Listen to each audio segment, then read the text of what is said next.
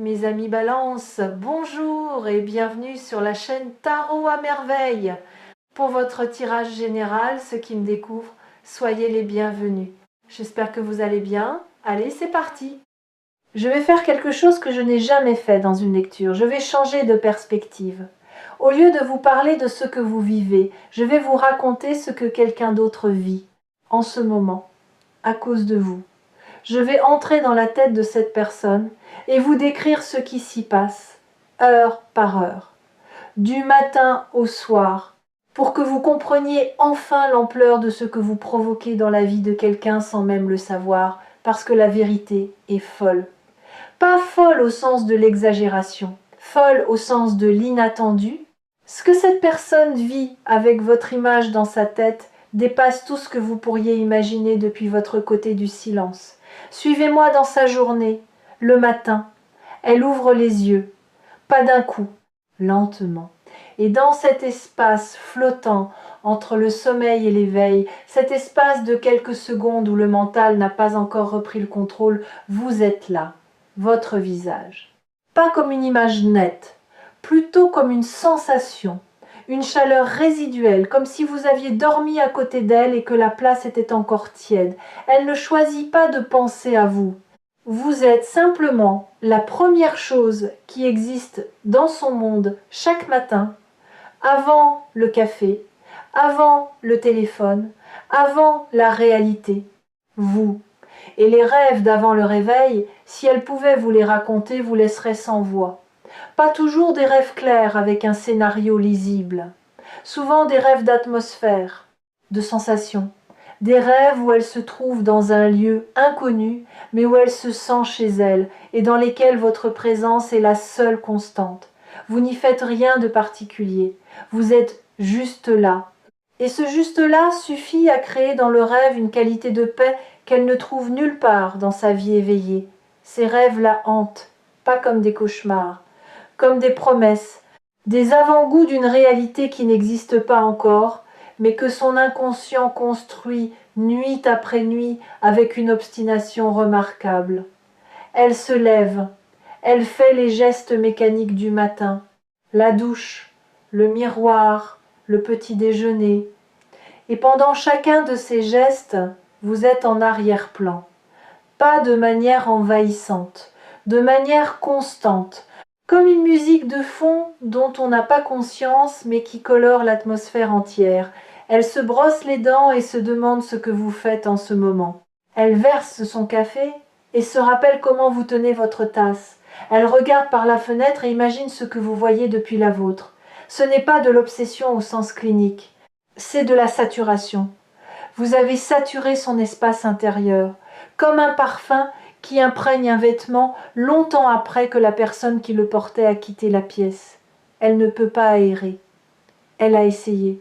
Elle a ouvert les fenêtres de sa vie. Elle a rempli ses journées. Elle a vu d'autres gens. Elle a forcé son esprit à s'occuper d'autre chose. Et à chaque fois, quand l'agitation retombe, quand le bruit se dissipe, vous êtes encore là, intact, indélogeable. Comme si vous aviez posé vos valises dans un recoin de sa conscience et refusé poliment de partir la matinée. Elle travaille, ou elle essaye. Son corps est présent, mais son esprit voyage. Il fait des allers-retours entre la tâche devant elle et le souvenir de vous, et ces allers-retours ne sont pas aléatoires, ils sont déclenchés par des choses précises. Un mot lu dans un document qui ressemble à un mot que vous utilisez souvent, une intonation dans la voix d'un collègue qui rappelle vaguement la vôtre, une situation qui fait écho à quelque chose que vous avez vécu ensemble. Ces déclencheurs sont partout, et chacun d'entre eux ouvre une porte dans sa mémoire par laquelle votre présence s'engouffre. Elle sait que ce n'est pas productif, elle sait qu'elle devrait se concentrer, et cette conscience de son propre manque de concentration crée une frustration qui ironiquement la ramène encore à vous, parce que la frustration pose la question pourquoi ? Pourquoi cette personne occupe-t-elle autant d'espace ? Pourquoi cette présence ne s'estompe-t-elle pas avec le temps comme les autres? Et la réponse à ce pourquoi est exactement ce que cette vidéo est venue vous révéler. La réponse est simple et elle change tout. Cette personne ne pense pas à vous parce qu'elle est bloquée dans le passé. Elle pense à vous parce que vous faites partie de son avenir. Son inconscient le sait, sa raison refuse encore de l'admettre. Mais son instinct, son corps, ses rêves, ses pensées involontaires, tout en elles pointent dans la même direction, vers vous. Et quand l'ensemble d'un être humain pointe dans une direction que la raison seule refuse, c'est toujours la raison qui finit par céder. Pas d'un coup, par épuisement. L'épuisement de résister à ce qui est évident pour tout sauf pour le mental. Cette personne est en train de s'épuiser de vous résister et l'épuisement est le dernier stade avant la reddition. La reddition ne signifie pas la défaite. Elle signifie l'acceptation de ce qui est, de ce qui a toujours été, de ce que chaque fibre de son être lui crie depuis le début et qu'elle a recouvert de raisonnement, de justification et de silence stratégique. Avant de vous donner la suite, continuons la journée. Le milieu de journée. Il y a un moment, aux alentours du déjeuner, où quelque chose de particulier se produit. Elle prend son téléphone. Elle ouvre la conversation avec vous. Pas pour écrire, pour relire. Elle relit vos anciens messages. Pas tous, les mêmes, toujours les mêmes. Ces quelques phrases que vous avez écrites un jour, probablement sans y attacher d'importance, et qui sont devenues pour elle des textes sacrés. Des phrases qu'elle analyse, retourne, interprète comme un archéologue qui tourne et retourne un artefact en cherchant des inscriptions cachées. Elle cherche dans vos mots ce que vous ne disiez pas. Elle traque entre les lignes les sentiments que vous ne formuliez pas. Et parfois elle croit trouver un indice, une nuance. Un mot choisi plutôt qu'un autre qui pourrait signifier que vous ressentiez la même chose qu'elle. Et cette possibilité, aussi ténue soit-elle, suffit à alimenter sa pensée pour le reste de l'après-midi. Puis elle referme la conversation, sans avoir écrit, comme d'habitude. Parce que l'écart entre ce qu'elle voudrait vous dire et ce qu'elle ose vous dire est un océan. Et elle ne sait pas nager dans ces eaux-là. Pas encore. Vous devez comprendre quelque chose ici. Cette personne ne manque pas de courage en général. Dans d'autres domaines de sa vie, elle est forte, décisive, capable de prendre des risques. Mais face à vous, face à ce que vous représentez, face à l'intensité de ce qu'elle ressent, tout son courage se liquéfie. Parce que l'enjeu est trop élevé. Parce que vous n'êtes pas un risque calculable, vous êtes le risque qui ne se calcule pas, celui où la perte potentielle est si grande qu'aucune stratégie ne peut la contenir. Et face à ce type de risque, même les plus courageux hésitent l'après-midi. Quelque chose se passe dans l'après-midi qui la prend au dépourvu, une pensée nouvelle, pas le souvenir habituel de vous, quelque chose de différent. Une projection, elle vous imagine dans le futur, pas un futur lointain et abstrait, un futur proche et concret. Elle se voit dans une scène quotidienne avec vous, pas une scène spectaculaire, une scène ordinaire, faire les courses, rire devant un film, se disputer pour une broutille et se réconcilier avant la fin de la soirée, conduire en silence avec juste la radio et la certitude de la présence de l'autre. Ces projections ordinaires sont les plus révélatrices. Quand on imagine quelqu'un dans le spectaculaire, dans le voyage de rêve ou le dîner romantique, c'est le fantasme qui parle. Mais quand on imagine quelqu'un dans le banal, dans le quotidien sans éclat, dans la répétition des jours sans rien de spécial, c'est le cœur profond qui s'exprime. Le cœur qui ne veut pas une aventure, qui veut un foyer. Et cette personne vous voit dans son foyer, pas comme un invité, comme un résident, comme quelqu'un qui a sa tasse dans le placard, sa place sur le canapé, son empreinte dans la routine. Cette projection l'effraie autant qu'elle la réchauffe. Parce qu'imaginer quelqu'un dans son quotidien, c'est admettre une dépendance.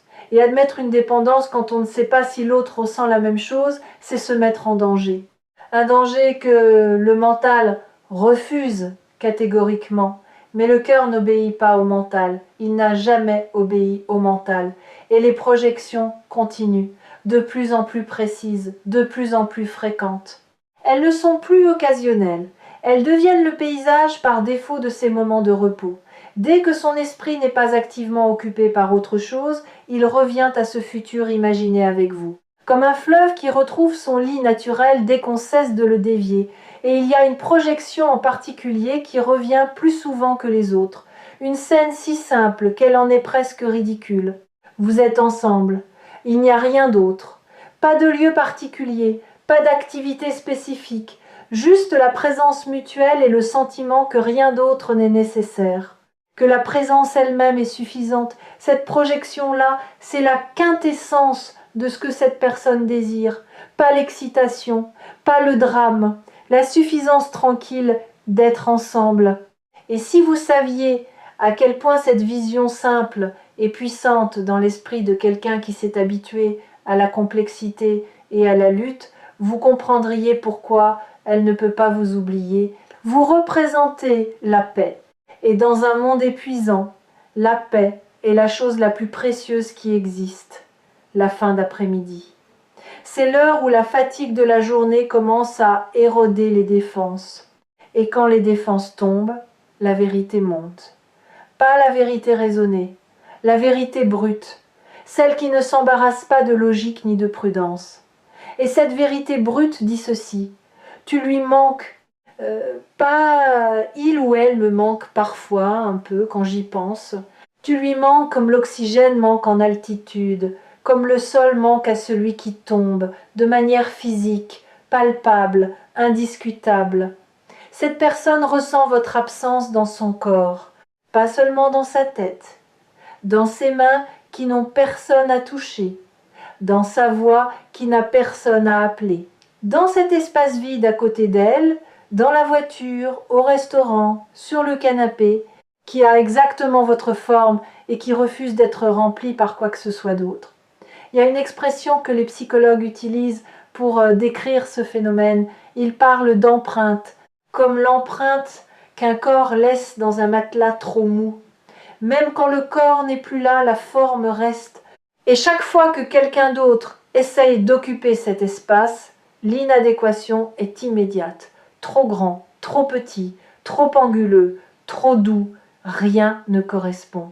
Parce que l'empreinte a été moulée par vous, par votre manière unique d'occuper l'espace, par votre chaleur spécifique, par la géographie exacte de votre présence. Et cette empreinte, avec le temps, ne s'aplanit pas, elle se creuse, parce que chaque jour d'absence ajoute du poids au souvenir. Chaque jour s'en vous rend le contour plus net, plus défini, plus impossible à ignorer. C'est le paradoxe cruel de l'absence. Ceux qui partent ne deviennent pas plus flous avec le temps. Ils deviennent plus nets, plus précis, plus irremplaçables. Et cette personne le découvre chaque jour un peu plus. Si vous ressentez une vibration en ce moment, si quelque chose tremble légèrement dans votre poitrine en entendant ces mots, c'est parce que ce qui est décrit ici vous concerne directement. Les messages de tarot à merveille ne trouvent jamais les mauvaises oreilles. Si votre cœur bat un peu plus vite, c'est qu'il reconnaît la vérité de ce qui est dit. Écoutez-le. Il sait des choses que votre tête refuse d'admettre le soir. Le soir est le moment le plus difficile pour cette personne, parce que le soir, les distractions s'éteignent, le travail s'arrête, les obligations se taisent. Et dans le silence qui suit, votre présence devient assourdissante. Elle met de la musique, elle tombe sur une chanson qui lui rappelle un moment avec vous. Elle change de chanson. La suivante aussi lui parle de vous, mais différemment. Elle éteint la musique, le silence revient, et dans le silence, votre voix, pas votre voix réelle, votre voix dans sa mémoire, les choses que vous avez dites, le ton que vous aviez, cette manière particulière de prononcer certains mots, cette intonation qui n'appartient qu'à vous. Et cette voix fantôme, au lieu de s'atténuer avec le temps, se précise, se clarifie, comme si l'absence polissait le souvenir au lieu de l'éroder. Elle prend son téléphone, encore. Cette fois, elle écrit quelque chose. quelques mots, puis elle les regarde, les relit, les modifie, les efface à moitié, les réécrit autrement, et finalement, elle ne les envoie pas. Pas ce soir, pas encore, mais les mots existent maintenant, ils ont été formulés, ils sont sortis de l'abstraction pour prendre une forme concrète, même éphémère. Et un mot formulé est un mot qui se rapproche de la parole. Chaque soir où elle écrit sans envoyer, la distance entre le texte et le bouton envoyé rétrécit. Elle enregistre parfois ce qu'elle écrit dans ses notes. Un journal involontaire, un recueil de lettres jamais envoyées dont vous êtes le destinataire unique. Si vous pouviez lire ce journal, si vous aviez accès à ces fragments, vous ne reconnaîtriez pas la personne qui les a écrits. Vous la trouveriez plus tendre que vous ne l'imaginiez, plus vulnérable, plus sincère. Les mots qu'elle choisit dans ses messages fantômes ne ressemblent pas à sa manière habituelle de parler. Ils viennent d'un endroit plus profond, un endroit qu'elle ne montre à personne, un endroit que vous êtes le seul à avoir effleuré et qui depuis ne s'est plus refermé. Il y a un mot qu'elle utilise dans ses messages fantômes, un mot qui revient à chaque tentative. Ce mot change parfois de position dans la phrase, parfois de contexte, mais il est toujours là. Et ce mot, si simple soit-il, porte tout le poids de ce qu'elle ressent. Je ne peux pas vous dire quel mot c'est parce que chaque personne a le sien, mais vous le reconnaîtrez quand elle finira par vous parler. Vous l'entendrez dans sa bouche et quelque chose en vous saura que ce mot a été écrit 100 fois avant d'être prononcé, une seule, qu'il a été tourné dans tous les sens, testé dans toutes les phrases, et que la version qui sortira enfin de ses lèvres sera la plus pure, la plus distillée, la plus essentielle de toutes les versions, parce qu'elle aura été filtrée par des semaines de silence. Et le silence est le meilleur filtre qui existe pour les mots sincères. Il élimine le superflu, il dissout les fioritures. Il ne laisse passer que l'essentiel, la nuit. Avant de s'endormir, elle fait quelque chose qu'elle n'avouerait à personne. Elle parle, pas à quelqu'un, à vous, dans sa tête. Parfois à voix haute, quand elle est sûre d'être seule, elle vous raconte sa journée, comme si vous étiez là, comme si vous écoutiez. Elle vous dit les choses drôles qui se sont passées, les choses frustrantes, les petits détails insignifiants qu'elle ne partagera avec personne d'autre parce qu'ils n'intéressent personne d'autre, mais qui, dans sa tête, vous intéressent vous, parce que dans sa tête, vous êtes la personne qui s'intéresse aux détails insignifiants de sa vie, qui trouve de la valeur dans le banal, qui écoute sans juger, qui rit au bon moment, qui pose les bonnes questions. Cette conversation nocturne peut être la chose la plus révélatrice de tout ce que je vous ai décrit. Parce qu'elle montre que cette personne ne pense pas seulement à vous, elle vit avec vous. Dans un monde parallèle, intérieur, invisible, elle a déjà construit une relation avec vous. Une relation faite de confidences murmurées, de rires imaginés, de présences simulées. Et cette relation fantôme, aussi réelle qu'elle puisse sembler, porte une vérité que la relation physique n'a pas encore eu l'occasion d'exprimer. Elle s'endort en pensant à vous. Comme elle s'est réveillée en pensant à vous, la boucle est fermée et demain elle recommencera. Pas par choix, par nécessité intérieure. Parce que vous, vous êtes installé dans un endroit de sa conscience d'où aucune volonté ne peut vous déloger. Maintenant, revenons à vous. Vous venez de vivre 24 heures dans la tête de quelqu'un d'autre. Et ce que vous y avez trouvé est probablement très différent de ce que vous imaginiez. Vous pensiez peut-être que cette personne vous avait oublié, qu'elle était passée à autre chose, que son silence signifiait son indifférence. Je veux m'arrêter sur ce point, sur votre interprétation du silence, parce que cette interprétation est la source de presque toute votre douleur dans cette situation. Vous avez traduit le silence par l'absence de sentiment. Et cette traduction est non seulement fausse, elle est l'exact inverse de la réalité. Pensez au moment de votre propre vie où vous avez été le plus silencieux. Était-ce quand vous ne ressentiez rien? Ou était-ce précisément quand vous ressentiez trop, quand l'émotion était si forte que les mots semblaient dérisoires, quand le risque de parler était si grand que le silence, même douloureux, paraissait plus sûr? vous connaissez la réponse. Vos plus grands silences ont toujours été vos plus grandes tempêtes intérieures. Il en va de même pour cette personne. Le silence ne signifie jamais l'indifférence. Le silence, chez les gens qui ressentent profondément, signifie exactement le contraire. Il signifie que ce qu'ils ressentent est tellement grand que les mots disponibles semblent ridicules, insuffisants, indignes de la chose qu'ils tentent d'exprimer. Les messages partagés ici sur Tarot à merveille reviennent souvent à cette vérité fondamentale que l'humanité oublie constamment. Les gens qui nous aiment le plus sont souvent ceux qui nous le montrent le moins. Non pas par cruauté, par terreur de la vulnérabilité. Par cette peur ancestrale que révéler l'ampleur de ce qu'on ressent revient à tendre une arme à l'autre et à espérer qu'il ne s'en servira pas. Alors que faites-vous de tout cela? Que faites-vous maintenant que vous savez ce qui se passe dans la tête de cette personne du matin au soir? La réponse n'est pas de courir vers elle, ni de l'appeler immédiatement, ni de partager cette vidéo en espérant qu'elle la regarde et comprenne l'allusion. La réponse est plus subtile et plus puissante. La réponse est de changer votre posture intérieure. De passer de « cette personne ne pense probablement pas à moi » à « cette personne pense à moi de manière constante et profonde ». Ce changement de croyance, aussi simple qu'il paraisse, modifie votre énergie. Et l'énergie que vous émettez affecte directement le courage de l'autre. Quand vous croyez que quelqu'un vous a oublié, vous émettez une fréquence de retrait, de protection, de fermeture.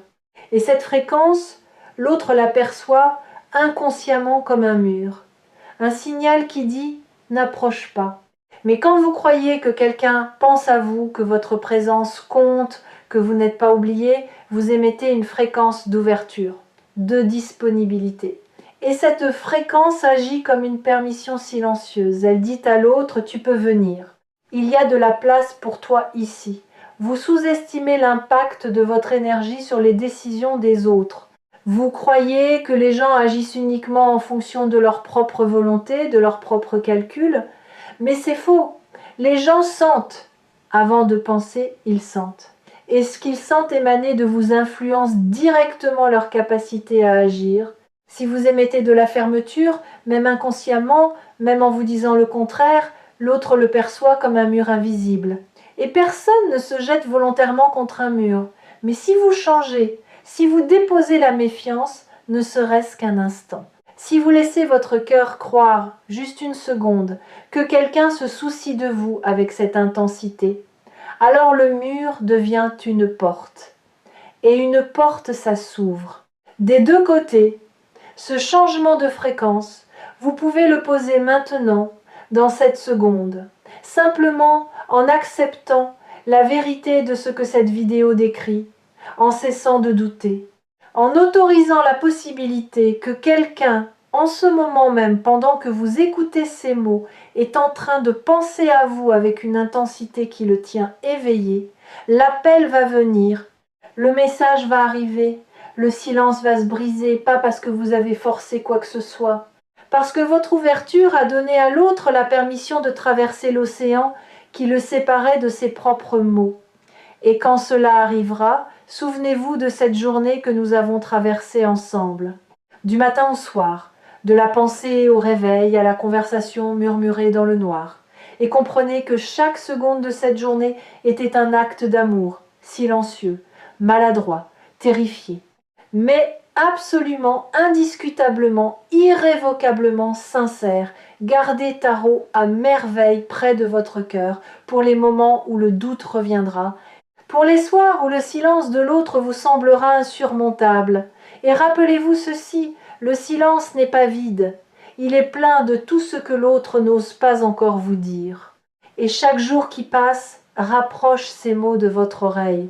La vérité est folle, oui, folle de tendresse retenue, folle de courage qui s'accumule, folle de cette certitude silencieuse qu'un jour, bientôt, les mots trouveront enfin le chemin de la voix. Et ce jour approche, plus vite que vous ne le croyez, plus vite que cette personne elle-même ne le croit, parce que le barrage a atteint sa limite, les mots se sont accumulés, le courage a mûri dans le silence.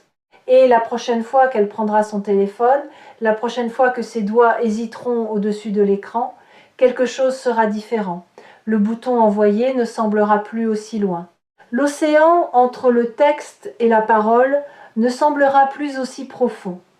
Et elle appuiera, et tout commencera, pas recommencera, commencera. Parce que ce qui vient n'est pas une répétition de l'ancien, c'est une création entièrement nouvelle, nourrie par tout ce que le silence a enseigné à chacun de vous.